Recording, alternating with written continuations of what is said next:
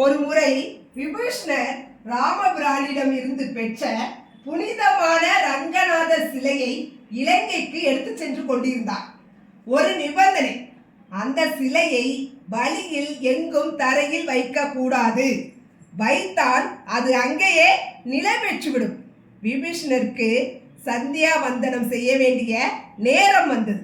கையில் சிலையோடு எப்படி செல்வது என்று திகைத்தார்.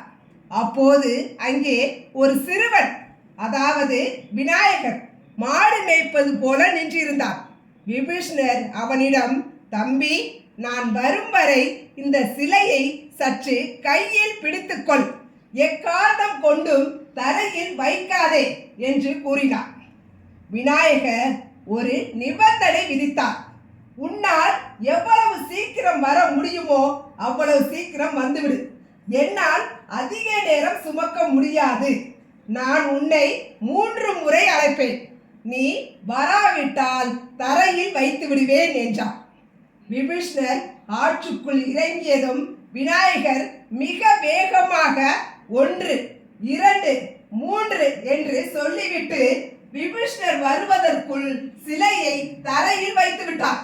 விபீஷ்ணர் ஓடி வந்து கோபத்துடன் அந்த சிறுவனின் தலையில் கொட்டினார்.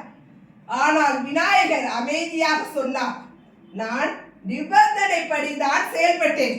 உடல் வலிமையால் சுமப்பதை விட நிபந்தனையின் விளிம்பில் நின்று புத்தியால் செயல்படுவதே சரி. அந்த சிலை அங்கேயே, அதாவது ஸ்ரீரங்கத்தில் நிலை பெற்றது. விநாயகர் தனது சாமர்த்தியத்தால் அந்த புனிதமான காரியத்தை அங்கேயே முடித்து வைத்தார். சுயமரியாதை உள்ளவர்கள் மற்றவர்களுக்காக தன்னுடைய நேரத்தையும் உழைப்பையும் வீணாக்க மாட்டார்கள். ஒரு வேலையை ஏற்கும் முன்பே தெளிவான நிபந்தனைகளை உருவாக்கி தன்னுடைய புத்தியை பயன்படுத்தி அந்த வேலையை தனக்கு சாதகமாக முடிப்பதே ஸ்மார்ட் ஒர்க். ஒரு வேலையை ஏற்கும் முன்பே தெளிவான நிபந்தனைகளை உருவாக்கி தன்னுடைய புத்தியை பயன்படுத்தி அந்த வேலையை தனக்கு சாதகமாக முடிக்க வேண்டும். அதுதான் ஸ்மார்ட் ஒர்க்.